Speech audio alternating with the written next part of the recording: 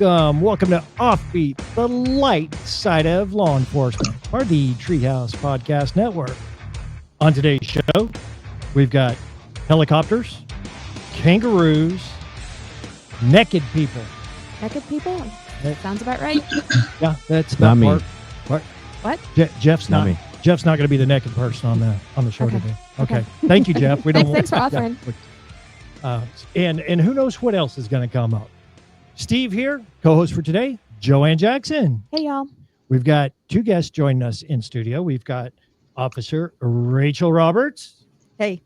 And we've got former officer turned real estate mogul. Yeah. Oh, yeah, mogul. Mogul sounds Yeah. good. But he works with Josh, so I don't know. Yeah. Jeff Parkerson's with us. Hello. And joining us remotely from Charlestown, Rhode Island, Woo-hoo. we've got Lieutenant Phil Gingerella. Yay. Hi, everybody. Hey. Hey, welcome, guys. It's good to have you guys all with us today. I do want to mention Joann on the last show. I was kind of I had the dilemma. Do I get donkeys or not? Yes, and they were beautiful. And I had a surprise today. You didn't even tell me. Yes, I now am the proud owner of Two multiple asses. Two asses and chicks. How big? I've got two They're big. pretty big. I got a really big ass. Like a normal size? Yeah. Yes. Oh, Yeah, no. they're normal size. It's not It's- big ass. It's a Jeff. mama and a baby. It's not Jeff. a mini. Don't lead on that you've seen my ass. Okay. I've seen both of them. Jeff got here early. He saw my ass. I saw them too, but they were big from far And the away. peacock. So and the peacock. Oh, you saw the peacock today too. I didn't want to see the C word. It sounded weird. Oh, we do have a rooster out there. No, we don't. The rooster found a home. Please tell me he found a home and he's not dinner. The peacock got him. It's been a tough week for me with flying objects and or flying animals, whatever it might be. Uh-oh.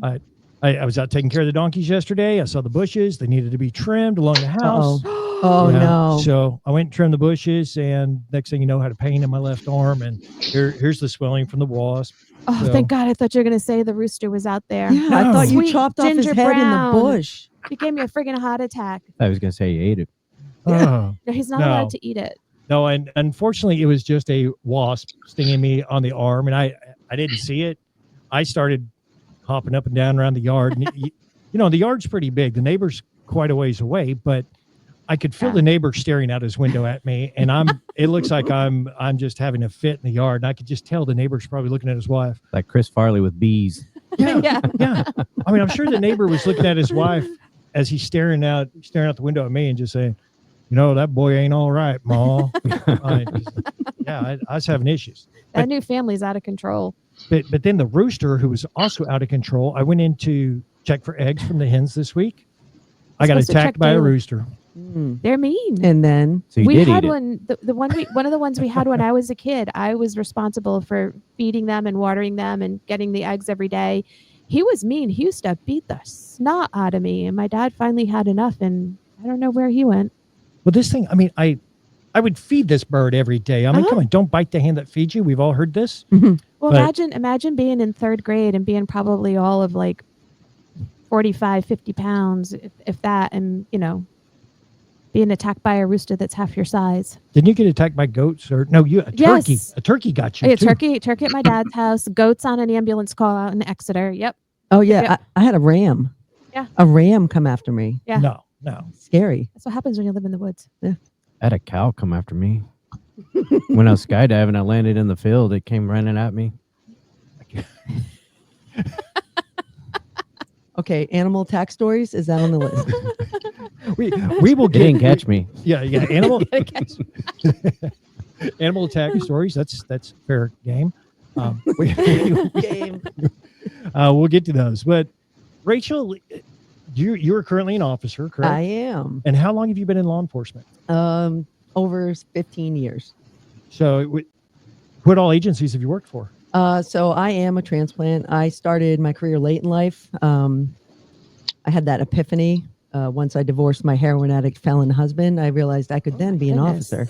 I got mad Yeah. stories. Wow. Yeah. So I started off in New Hampshire, but crazy story, I actually applied in Denton, Texas, the same time I applied in Rochester, New Hampshire. Oh, wow. And Rochester hired me first, and that's where I'm from. So I started my career there. I loved it. I learned a lot. Very busy, heavy heroin community, poverty, welfare. Really? It's not the New Hampshire of covered bridges and pretty leaves. Right. It's mass poverty and Wow. and Oof. drug abuse. So That's sad. we don't have a lot of middle class where I came from. It's rich or poor. Those are your Mhm. options. And I met my husband, and I told him my real one, not that practice one, the first one. That was just a tryout. It was practice. I learned Yeah. a lot. Yeah. That tends to happen. It happens. It happens. I told him, hey, I hate the snow. I hate the cold. I want to go south one day. And he said, you tell me when. 2012, we had a total of 28 feet of snow. Hmm. I said, yeah, babe, I'm Yeah. out. Who's out there on the roof shoveling that snow off so your roof doesn't collapse? Me. What? We need to have a talk with your husband. Oh, well, he was plowing. Oh, okay. Yeah, All right, then so- that makes sense. Yeah, yeah. But what made you apply at Denton at the same time? Yeah. Like, how did you find Denton of all places? So kind of a weird story. I was single for a long time after that practice marriage, and I dated a guy on and off from Long Island, and he had family in Denton, and he wanted to move south someday. I wasn't moving to New York. He wasn't moving into New Hampshire. So I'm like, well, let's go visit. And we came down, and let me back it up. One of the first places I looked at applying was Las Vegas. I have a friend who worked in Yeah. Las Vegas. It's crazy. Yeah, and so I went there, checked it out. But then when we went to Denton to go meet some of his family, and I looked around the area, I'm like, man, this is beautiful. Like the houses are super cheap. That was back in 06. I was gonna say not anymore. No. It's packed here now. Yeah, and there was just a lot to do. There's people were super friendly. Everyone was pretty. Like did their hair, their makeup. I'm like, wow, I'm gonna be so ugly. Right? here. Even the guys Right? in Denton now. Right. Yeah. Right? It's finally someone who story. understands what I walked into from Yeah. Rhode Island, because Rhode Island women are totally, well, New England women in Yeah. general, totally different than Texas women. Yeah. And it was a huge culture shock. Yeah, we don't carry purses up there. We carry pocketbooks. Oh, my pocketbook. My pocketbook. My pocketbook. Yeah. Does anyone know that? Okay. Thank you. I'm glad you know. No one else seems to know what I talk about. Yeah. So I think I'm talking about a book. So I applied at both. I applied down here, applied up there, and Rochester hired me, so I stayed. And when I came back down, I did look at Denton, but I also looked at Arizona. I looked at a few different places to figure out where I wanted to live. And on the map, Denton County, Texas, and Maricopa County, Ooh, Ooh, yeah, that would've Arizona been a good were my job. top two, and I wasn't sure Yeah. where we were going to go. And my husband and I, our first visit was down here. He's like, "No, I want to move here." I said, "Okay, well, I got to figure out how to become a cop here." So I Yeah. started the process on my own with T-Cole from New Hampshire, and ended up becoming certified before I even got a job here. And I didn't really know where to go. Oh, wow. So I went to a smaller agency that will remain nameless. And at first, I really liked it. So I did get hired at a smaller agency. I came down. My husband is in construction, so he makes the big bucks. And I loved it. They had their cars had digital like video. It would automatically upload. We still had CDs in New Hampshire. Like it was amazing. The technology. When I worked, we had tiny cassette tapes. Hey, Phil, We had the jumbo ones before we. Phil, do you have we floppy upgraded. disks? Floppy disks? Yeah, I had floppy disks. Yeah. Probably. Probably. Yeah. So I came from a high violent crime area full of drugs. We had 38 bars in the middle of downtown. Oh, my God. Yeah, and we'd at any given day we'd have 3 to 6 people working a shift with 46,000 people. So Ouch. That's- I come down here to this little town, this little tiny place where there's 28 officers total. Which 3 half of them used to work at your current police department. yeah, exactly. And I did not know, I'm the first, I'll say I'm the last to know. Up north, we have a lot of rules about tickets and citations we can't write a bunch of tickets and the PD gets a budget for it. Apparently in Texas, they don't have any of those constraints. So Yeah. there are some ticket-centric agencies where they depend on that income in order to have a budget. And I was not aware of that because I would have never left corporate America to be a tax collector. Yes. And when I found out that was my new job in Texas, I'm like, yeah, I don't, this ain't going to work.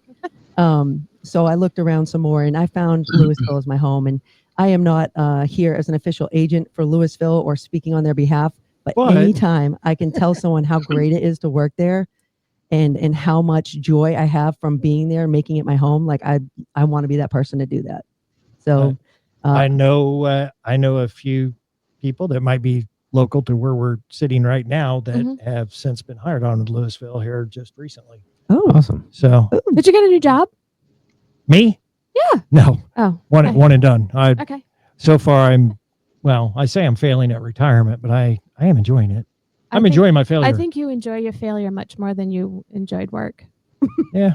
Well, I enjoyed it. Again, hey, let's throw out the disclosure. I'm glad I had the opportunity to serve. Oh yeah, So, I know. I mean, you loved your job and doing what you do, but I mean, like, I could have used 5 more people helping me. Yeah, but I mean, you loved your job, but this is a whole different aspect. Yeah. It's fun. It's fun. Now, Jeff, you are a former officer. Wait, where all did you work? I started as a reserve officer in Irving in 2000, and then I went to the Colony. I worked there a few years. I worked with Josh Jackson there. So sorry. I'm sorry. Our condolences, sir. And then I went to Louisville for a few years, and then I was an air marshal for a few years. Oh, that's cool. So very nice. And Jeff, you've actually been on the show before. I have. Yeah. Oh, so that's why you're on the end. He's a pro. I was on the end on the first time. So. Oh. Well, you already you had a podcast. Because the camera blocks the mic no, blocks the camera. So. You're like right there, just like me. Oh, and bookends. And Phil, you're a lieutenant there in Charlestown, correct? Yes. You feel bad for me? I do. I don't. That's why I have my fidget spinner. Don't say that too loud. It's the only way I get through the day. Now, Phil, how long have you been in law enforcement? I've been in public safety a long time, since 1990. I started as a 14-year-old junior member of the Westerly Ambulance Corps, which is, Joann knows where Westerly is, in Charlestown. Yep. And that's when I met Phil when he was just a wee lad. Became a reserve of the town. I'm one and done. I haven't left Southern New England or Southern Rhode Island, really. I'm never going to leave Southern Rhode Island. So to hear the stories of you moving all over the country freaks me out. I need to spin my fidget spinner more. But my current department, I've been here since '96. Reserve officer, then dispatcher, then full-time officer, sergeant, and lieutenant. There, I am career stepped out. The only thing above me is the chief. So we'll see. I'm hoping for that in the next couple of years. It'd be nice to finish out my career at that level, and that's my plan right now. So that's where I am. And Phil, I want to start with you when it comes to stories on today's show. You and I had the chance to speak this week, and you told me about a couple of stories you intended to share. And there was one story that really got my attention because it had so many elements in it. And you told me about a story involving a bareback riding man into a bar. What? Sure. Yeah. That's not a Texas story? He gives a whole different context of bareback riding here. Who's bareback? Yeah. Is that a Texas story or a Rhode Island story? That would be more Texas than Rhode Island because you would think so, right? Born and raised, I have never experienced that. You would think so. So definitely one of bars. my more memorable. Yeah, definitely one of my more memorable experiences. When you hear on the radio, naked man has rode a horse into a bar. Do you believe it or not? Sounds like a joke. Sounds like It just sounds like a joke. I think there's a lot of memorable calls that you hear on the radio, and or calls you hear on the radio, and you look at the radio and go, "There's no way that's going to be what they just dispatched me to." And I'm sure everyone can agree with that. There's no way this call I've been dispatched to is possible. And then you get there, and it's like, holy crap, this call is real. Especially wasn't making it up. So yeah, we've got like one bar in Charlestown. Which bar was it, Joann? Here's a trivia question. See if you can guess the bar that the naked horse guy rode into. Well, it's either the Gangplank or General Stanton. Hey, second one, General Stanton. Shut up, yeah. General Stanton. How can you ride a horse into General Stanton? Oh, the horns are so low. Yeah, how did they get in the door? A regular horse, but what are the big horses? The Budweiser horses. What are they called? Clydesdales. Clydesdales. Yeah, that's what he had. Stop it. Yeah. What? So this Yeah. guy, you actually had someone riding a Clydesdale naked into a bar. Yes. Okay. Yes. For context, the Yes. General Stanton was built what, in the 1700s? Yeah, it's one of the oldest bars in the country, I think. Yeah, Yeah. George Washington lived there Yep. or stayed there. Stay and, there. yeah. Yep. Is this commonplace for people to ride their horses into this bar? So this gentleman has been a No. pain in our butt he's one of our career, not criminals, but career. What would you say? Client. Consumer. Client. Yeah. I like Yeah, consumer. Career- Yeah, you hear about in They're briefing every consuming day. our You know, consumer resources. so yes, and he's been a pain. This is while going back, but he was a pain with that horse. He was all over the place. He tried to get into the Memorial Day parade with it one year, Joann. He rode it into the middle of the parade. So to hear the name of the person that we were responding to made the call more believable. That actually may be true when we get there. So it was. So he had extricated himself in the bar and took off when he saw us. And of course, being younger and more aggressive, what did I do? You chased him. Took off Chased after him, him. right? I don't think I would do that again today at my level of career. Well, wait, So- wait. Did he leave on the horse or Yes. did he run? No, he galloped away on the horse towards Route 1. And you And- were in your In your cruiser. car? Yeah. Yeah, it was a couple Okay. of us. And now we're on Route 1, Joann. You can tell them what Route 1's like, right? It's a It's pretty Yeah, I know. significant Yeah. 4-lane highway. Yeah. Yeah. Oh, wow. in the Yeah. summer it's jam packed, and in the winter it's nice Yeah. and empty the way we like it. Yes, and now we're on the highway, and now we are blocking up traffic while we chase him down the highway on the horse. Oh, it gets better because we had just gotten tasers. So this is right around the time where tasers had just come into play, right? So Oh no. he turns and comes after us at the horse. We're now out of our cars. So what do we do? You tase him. What do I have the distinction of being one of the first officers in the country to do? Tase the Tase horse. the Tase a horse. horse. I've tased a horse. Yep. Oh, the poor horse. I've tased the horse. Let me tell you, it does not work. No. So No. if anybody's thinking they want to use their taser on a horse, it does not work. It just pisses the horse off. And it's a So- Clydesdale, so it's not like It was a a regular Clydesdale, horse. so he fell off the horse, and now the horse is bucking, being tased over top of him, and we're yelling, "Shut off the tasers! Shut off the tasers!" And we were able to take him into custody. So yeah, we had this video of it. I actually have a video of it somewhere. I have to dig it out, but yeah, there was a video of it. I definitely Yep. need to see that. I think I remember that story now.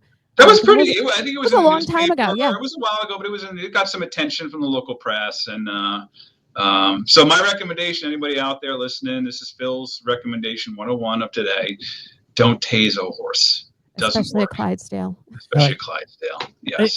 And again, I go back to we always pass out beneficial information on the We show. do. It's a learning. Do not tase a horse. Do not. It doesn't work. But the It tasers, doesn't. we have new tasers now. Like mine shoots 4 probes. What? Wow. Yeah. Where you guys been? Yeah. the new- Retired. I'm just law enforcement adjacent, so So don't tase a horse. And Yeah. The only thing he wasn't wearing was a cowboy hat. So Mm. did Maybe- the horse have a saddle? Yeah.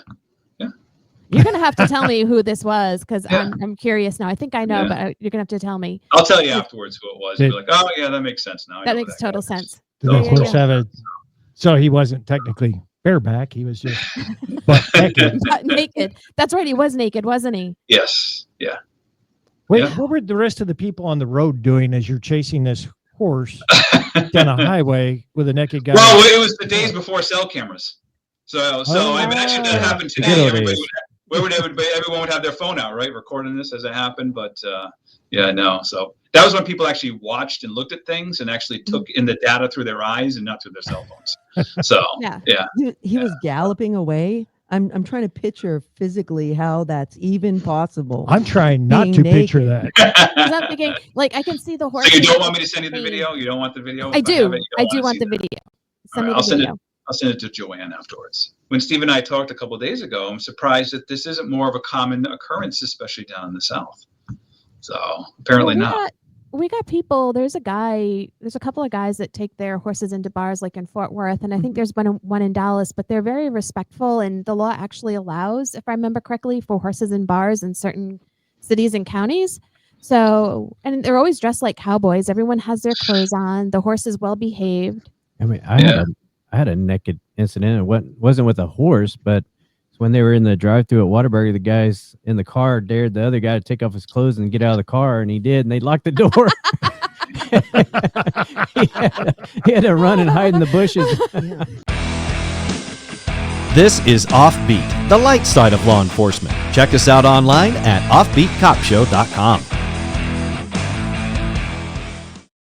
Let's talk to Daniel Cook now from Cook DFW Roofing and Restoration. 833 Cook DFW is the phone number. The website, cookdfw.com. How are you, Daniel? Doing great, Steve. Thank you, sir.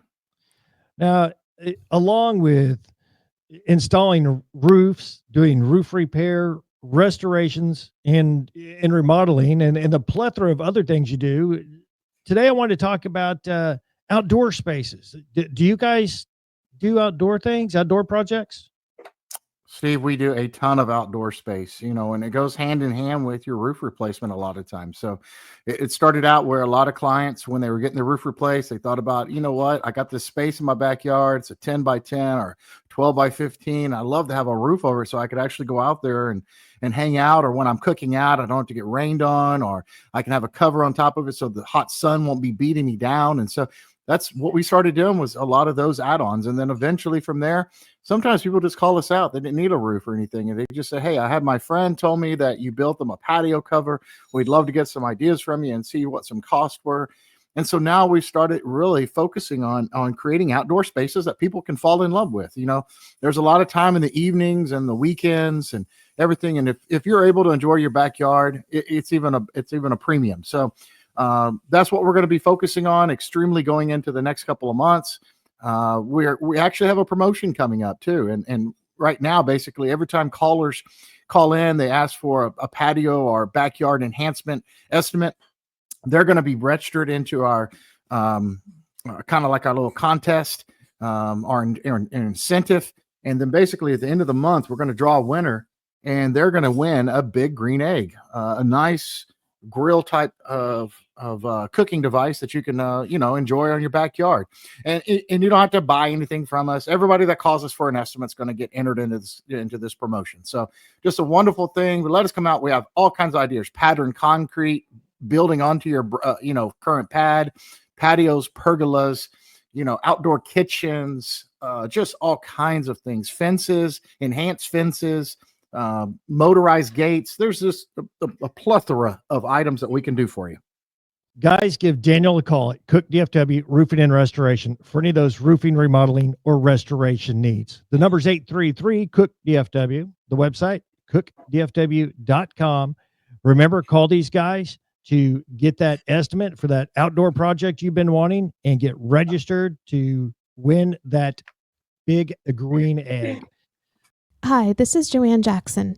My husband, Dallas Police Officer Brian Jackson, gave his life serving the city of Dallas in 2005.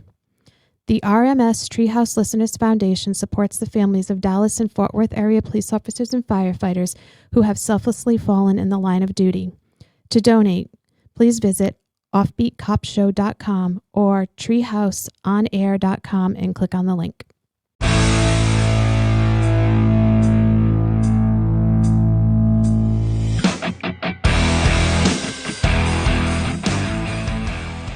And we're back to more Offbeat, the light side of law enforcement. I'm your host, Steve Rutherford. Co-host for today, Joann Jackson. Hey, y'all. And joining us in studio, we've got Officer Rachel Roberts. Hello. And we've got former Officer Jeff Parkerson.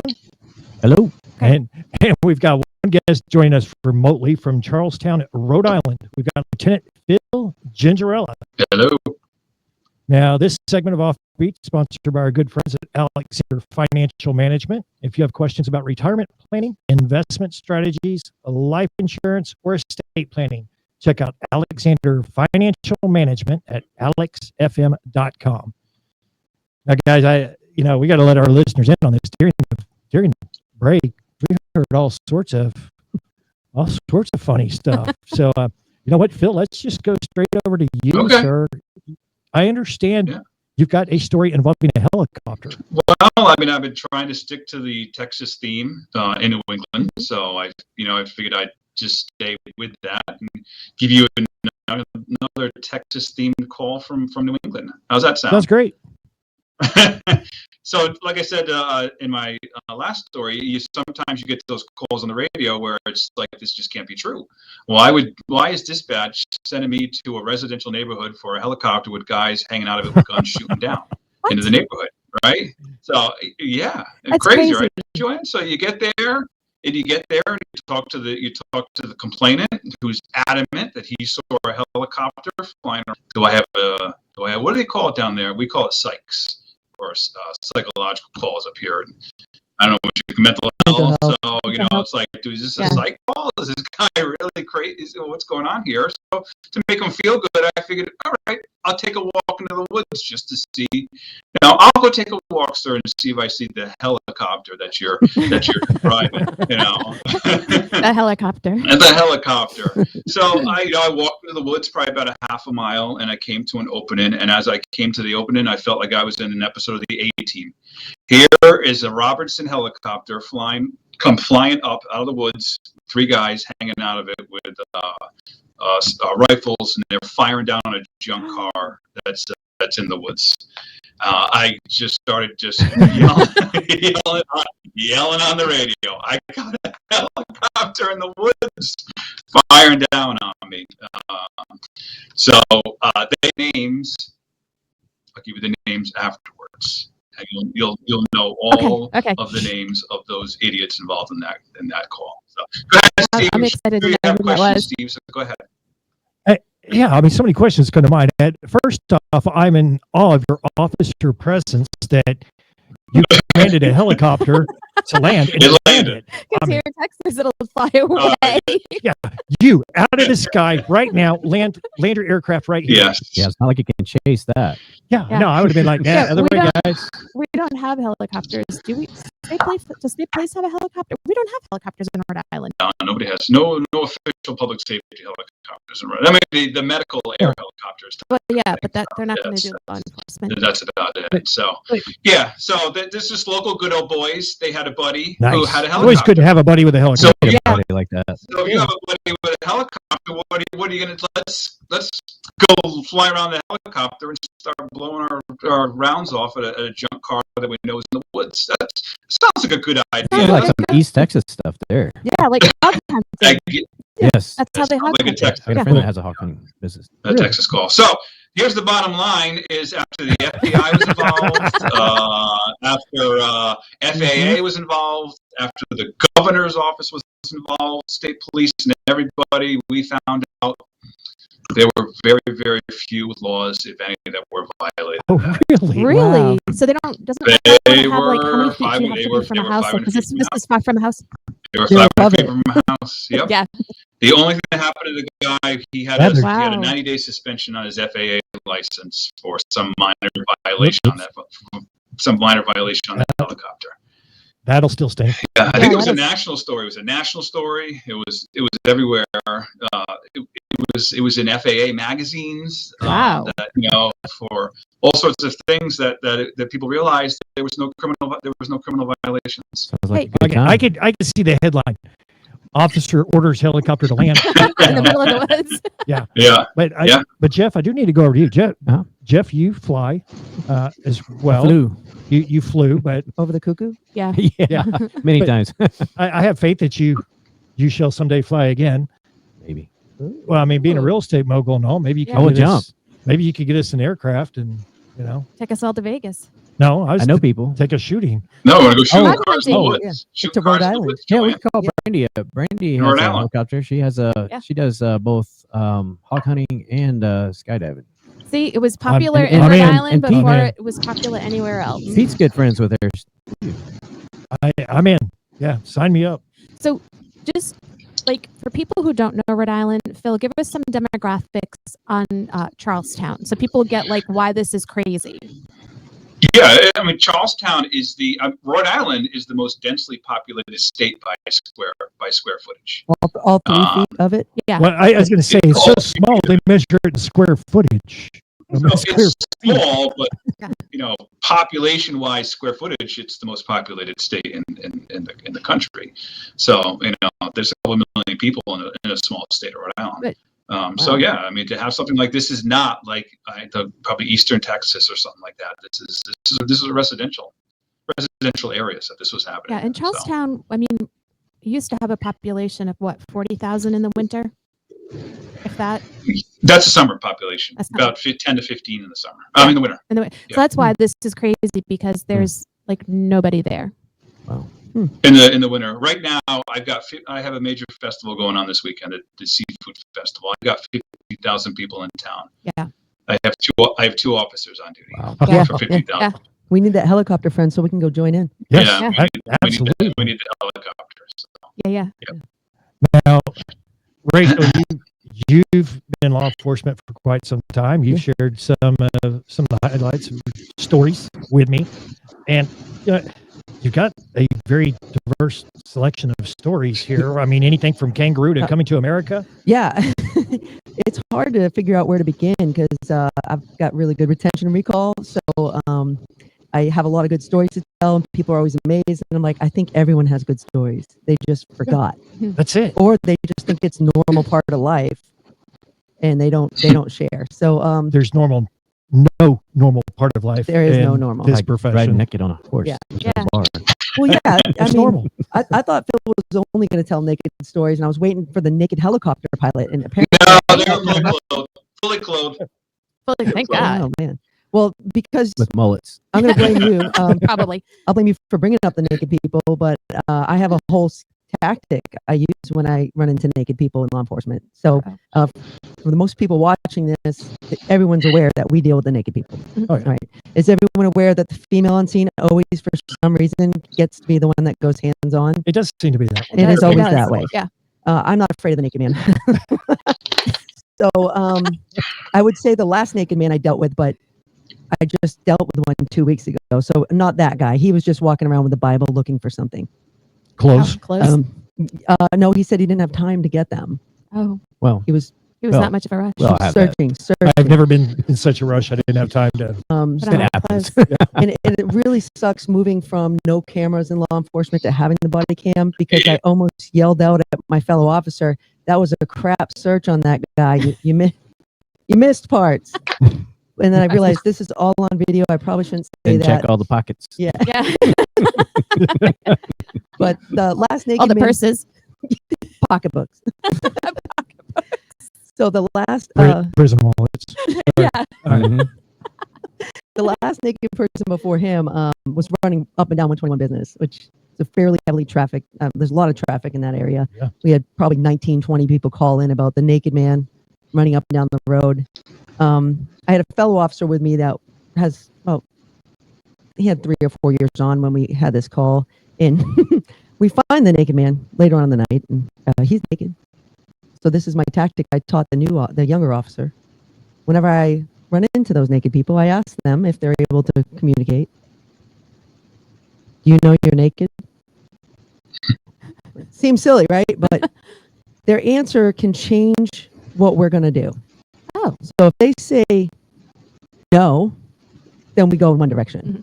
They say yes, now we have a couple other options. Do you want to be naked? Oh, I never thought of it like that. Yes. So now there's another another fork in the road we can decide on. So this naked man, I asked him if he was naked. He said yes. Okay. Do you want to be naked? He said no. Okay. I was going to ask you, Phil, about your naked horseback guy, how you got him in the car and what you put on him, because I've dealt with so many. I have extra large garbage bags at all times. We keep scrubs, medical scrubs. Yeah, you're fancy. Yeah, We're not that fancy. Rhode Island, they're fancy up there. and we got a lot of money. Yeah, so- Whatever. Newport. So I cut off, I cut the bag into like a little dress for this guy, and he wears it. And the other officer, long story short, this guy was a normal person. He was not the type of person you think he'd be, being naked out in public. He actually got lost in a heavily wooded area at 109 degrees for 3 days. Oh my God. And during that time, he had stepped in a puddle that ended up being about 5 feet deep. and his clothes got wet. And as he was walking, he started to get chafed. So he took off his clothes to dry, and then he got confused about where his clothes went. And then when he finally found the roadway that that we were called in about, when we were trying to make contact with him, he kept running and like jumping and diving off into the water. And he had thought that alligators were trying to attack him. Oh, he was definitely altered. Yeah, his dehydration level and not having food for 3 days really affected him. Wow. So all medical. Yeah, It was a medical call. yeah. I don't know if you've ever been dehydrated like heavily. I used to do competitive bodybuilding, and you can't even remember how to tie your shoe. Yeah. So it was amazing seeing him get water and food and become like a totally regular, normal person. And then they're totally embarrassed. Yeah. But he looked good. So I mean, Oh. that's another thing we never find in law enforcement. But That is true. yeah, Oh, yeah. That's true. Anytime I come across a naked person, but they got to start medics. They're obviously. yeah, right. Usually mean- there's something up. I mean, my only naked story really is, the This morning.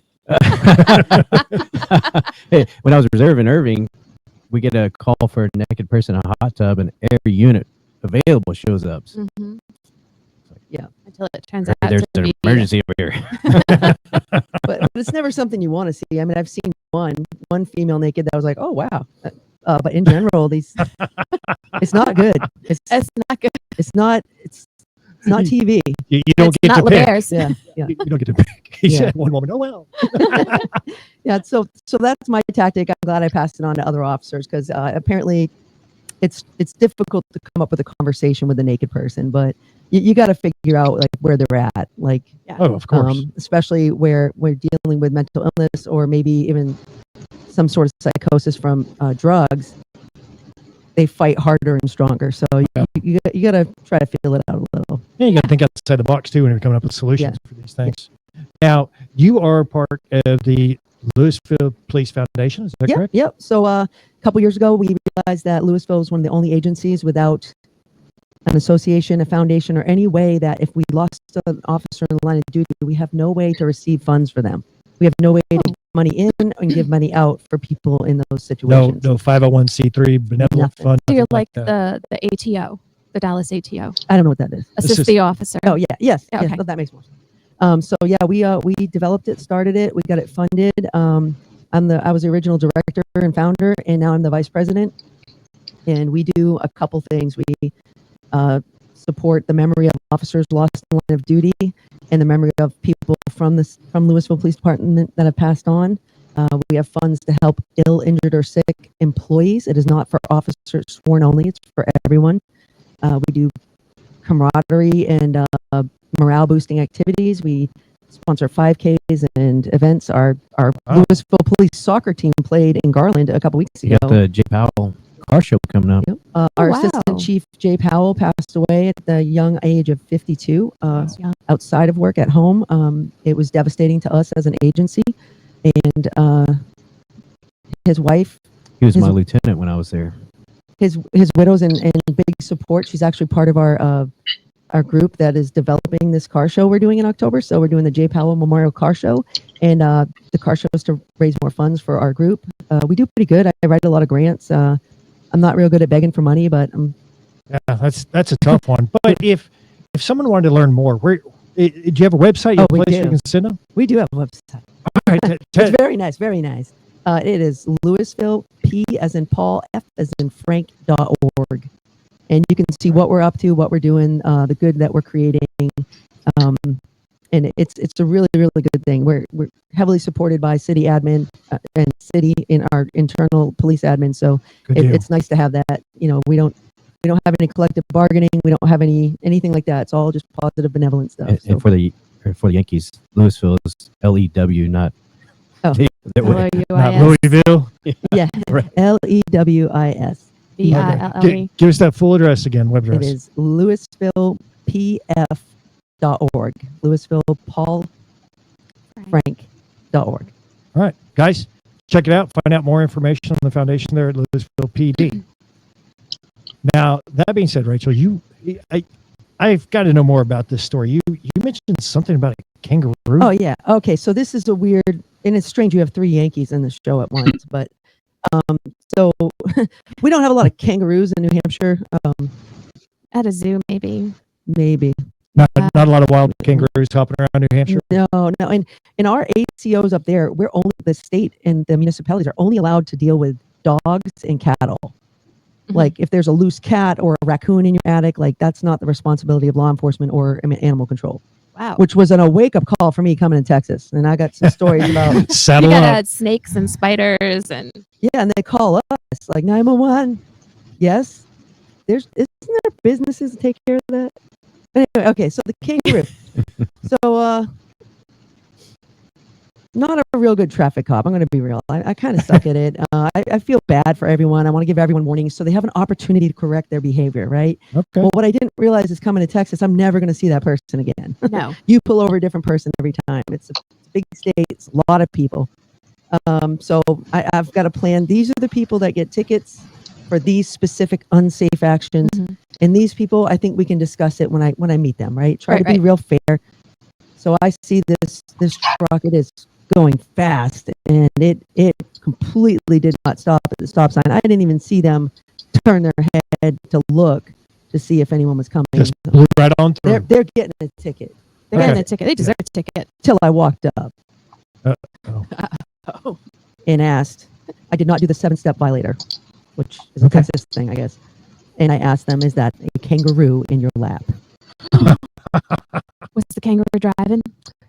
No, it was a baby, a little tiny baby kangaroo sitting in like a pocketbook, A pocketbook and a pocketbook on their lap. And now I'm torn because if I write a ticket, they might not let me pet the kangaroo. So Let me pet the kangaroo first. Yeah, that's kind of the deal I struck. Like You could have just been like, "Hey, I'm going to need you to step out of the car, leave the kangaroo in the car, and then You give me the kangaroo. Hand the kangaroo over. yeah, Is that a kangaroo in your pocketbook? it was so cool. They did let me pet it. I did not write them the citation. The kangaroo was distracting the driver. That is why they. Note to self, get kangaroo. Yes. Yeah. Yeah. Yes. And a long time ago when I started my career, I made the decision that anybody that makes me laugh on a traffic stop, they're going to have to get a warning because I do not want that in court. I do not want them to see me over there, slapping my knee and spinning around and being silly. So, But how cool would that have been? You go to city court, municipal court, you've issued them a citation for running a stop sign, and then they the found the kangaroo. officer, what's your belief of why this person was distracted? They had a kangaroo. I mean, that'd be That'd be awesome. like, yeah, okay. That'd be like the person, if you gave him a ticket, contesting the ticket, I was distracted by my kangaroo. Mm-hmm. Yeah. Is that like a euphemism or? I was playing with my kangaroo and yeah, on the ticket you writers, saying? you can snap a picture. So I could have potentially put that picture on the ticket, but I did not write the ticket. any explanation why they had a kangaroo? Yeah, why'd they have a kangaroo? I mean, I'm not diming them out, but Sharkarosa, they're not a zoo. They're more of a rescue here in North Texas.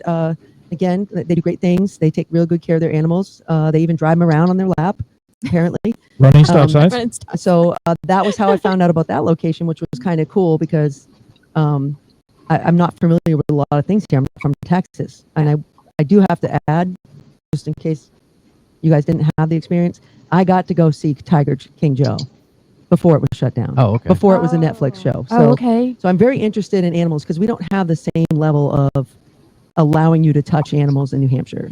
So Yeah, well, there's out in Terrell, there's a rescue that a nurse I worked with for years was right by her house, and we went over and looked at all the big cats and stuff. Yeah, it was really cool. That from the show, was it Tiger King or whatever? Yeah, Joe Exotic. Joe Exotic. Free Joe. Joe. He was a chief of police. Yep, in the town. In the Well, colony. the town The that's colony. underwater. No, it's the town that's underwater. It's a very tiny town. Well, It's in the middle of Louisville Lake. I thought it was still there. I thought No. it was like It's underwater. It's still Shady- there. It's just got a little water on top of it. Shady Shore because he crashed his truck into the bridge abutment on Louisville Lake. Yeah. Years ago when he was sheriff. Yeah, I used to always get these old guys that would tell us they used to be a police officer at the town that's underwater now. It's so weird. That's so weird. Like you just have to lose everything. But he was because like it's a underwater. 20-something-year-old chief. Yeah. Yeah. Well, back in the day, there was nothing up here. Yeah. So, Rachel, Any other traffic stops involving animals like that? You know what? I'm like just thinking back on this career and being in different states and learning so many different things. Like, when I moved here, the driving, I did not realize it was going to be like every single day. It's a video game. It is, and it's worse now than it was when you moved here. It's a lot different than when I moved here. And it's not like a regular video game. It's a cross between Mario Kart and Destruction Derby. Some Grand Theft Auto in there too, because you got the fights, you've got the shootings, you've got people running people off the road. So it's a good mixture. Yeah. Wow. So, I gotta like tell you about the driving part, because what blew my mind is there's very few things you can go to jail for up where I'm from. Like you cannot go to jail for not paying your parking ticket, right? Which is you can here, or you turn signal or whatever. None of that's criminal. But if you drive without a license, like not having an issued license, that is a criminal offense, and we take you to jail. And then when I came here and I found out, we pulled them over. Oh, you don't have a license? You write them a ticket, and then you wave as they drive off. Isn't that crazy? Still with no license. Huh. Yeah. Blew my mind. Yeah. But you know the one thing about Texas though, if everybody drives defensively, nobody wins. This is Offbeat, the light side of law enforcement. Check us out online at offbeatcopshow.com. Planning for the future is challenging, and getting where you want to go in life requires strategies built around your unique financial needs. Alexander Financial Management is here to help you reach your goals. As fiduciaries, Alexander Financial Management will pursue the best solutions for you, no exception. While their decades of experience and service are available to everyone, Alexander Financial especially wants to help first responders and their families. The founder is a former police officer, and the executive team includes a retired fire captain and a retired police officer. Their extensive background in public service gives a deep understanding of the public retirement systems of Texas. So for retirement planning, investment strategies, life insurance, and estate planning, Alexander Financial Management has your back, so you can look forward. Get more info at alexfm.com. That's alexfm.com. Investment advisory services offered through Transcend LLC, a registered investment advisor. TE3 and Alexander Financial are not affiliated entities. Insurance products and services are not offered through TE3, but are offered and sold through individually licensed and appointed agents.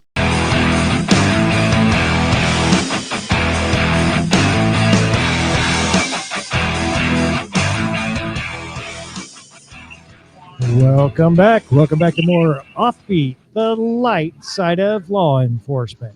We're joined with 3 guests today. We got 2 guests in studio with us. We've got Officer Rachel Roberts. Hello. We've got former officer turned real estate mogul, Jeff Parkerson. Hello. Soon to get a helicopter. Soon to get a helicopter. Yes. I know where you can find one. It's in the impound. Yeah. And joining us remotely from Charlestown, Rhode Island, we've got Lieutenant Phil Gingerella. Now, if you've not checked out the website yet, give it a look, guys. That's offbeatcopshow.com. Uh-oh, Phil, do we need to answer the phone? That's a cop phone. Yep. Yeah. Is that the bat phone? There. Hung up.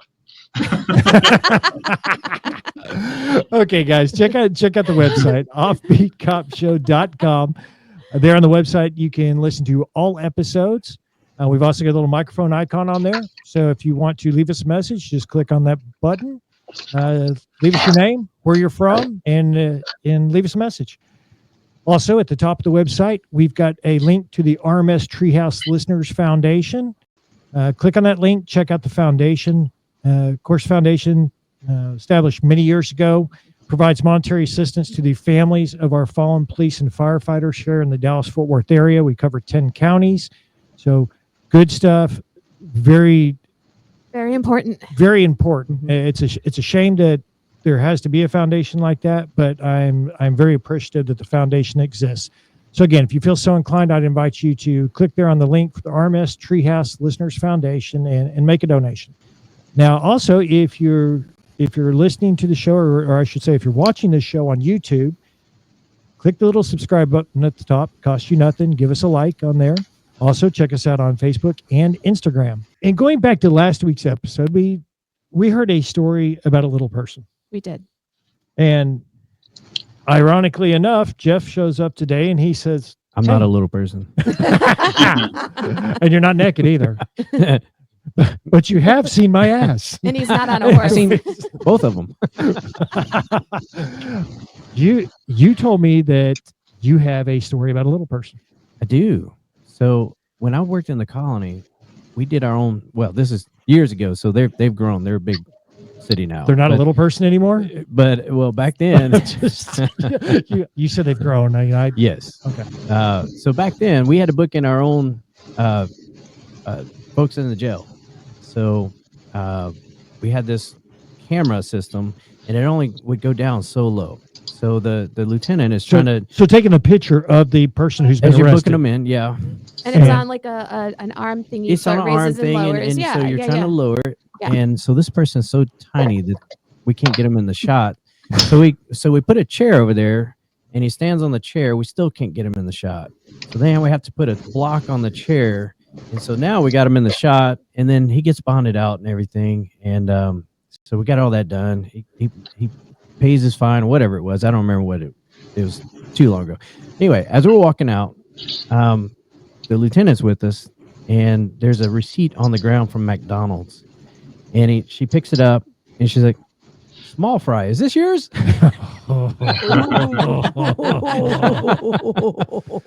But he had a great sense of humor. He just laughed at it. He's like, "No, that was not." That's funny. That's not mine. That's funny. I was laughing last week because it brought up a memory for me as a kid. My little brother and sister and I used to wrestle because back in the 80s, wrestling was really popular. Mm-hmm. And my little brother used to cheat by wrapping his arms around my legs. And you know how behind your knee is ticklish. And I would just end up rolling on the ground laughing because it tickled so bad. And then my sister would pile on top of him, pick him up and spin him around and toss him. You know, and it just brought back that really great memory that I hadn't thought about in years. And you were just envisioning that suspect that was resisting. Tickling the back of the officer's legs. That's all I could think of because it was so ticklish when I was a kid that, it was tickling the back of his knees as this little person's got him by the knees. So He was kind of describing that. Yeah. Yeah. So he's got his legs wrapped up and trying to figure out what to do. yeah. Is it McDonald's or McDonald's? What did we say? McDonald's. You said McDonald's. You said McDonald's. McDonald's. Yeah, McDonald's. That's Wow. your southern accent. Yeah. We're in Texas. We had that old McDonald had a farm guy too. We got cars up here. We got cars. Oh, What's cause? Cars. Oh, cause. I Cars. thought you were saying like COZ, not cause. I could drive my car. Drive your My- car. get- Pull over your car. Hey, Phil, where do you get water from? Car. A Fountain? bubbler? Bubbler. Oh, bubbler.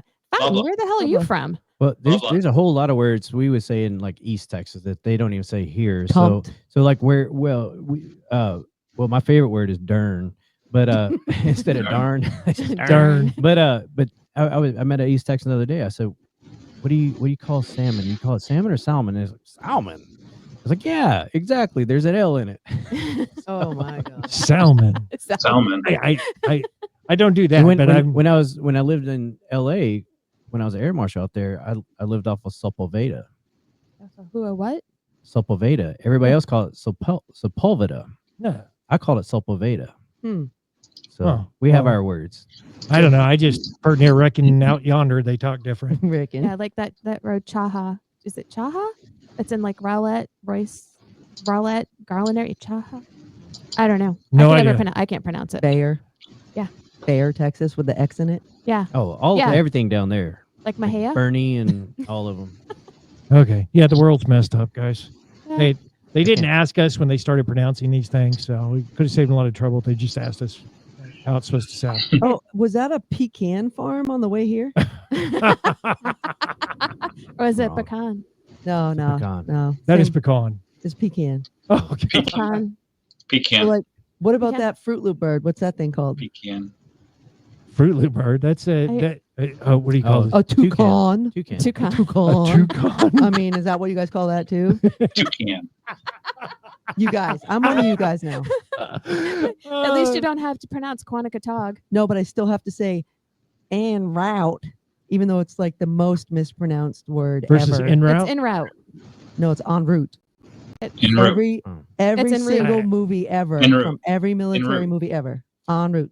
En route. It's en route. En route, but it starts with Well, an E. So we had Rick from French. New York NYPD, and he Yeah, always Rick it was, Crociata. yeah, it was always tree, He's retiring. tree. What?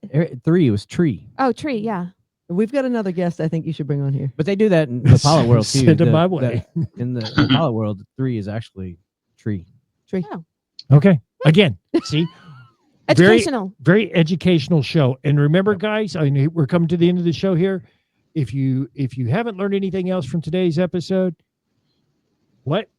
don't tase a horse, Oh Tase yeah. a horse. Especially a Clydesdale. Yeah. especially a Clydesdale. All right, guys, that's it for today's show. Rachel, Jeff, Phil, it was a pleasure having you guys all on. Thanks for coming Thank on the show. Thanks for having me. Thank you. All right, guys, till next time, keep it real, keep it funny, stay safe, and watch each other 6.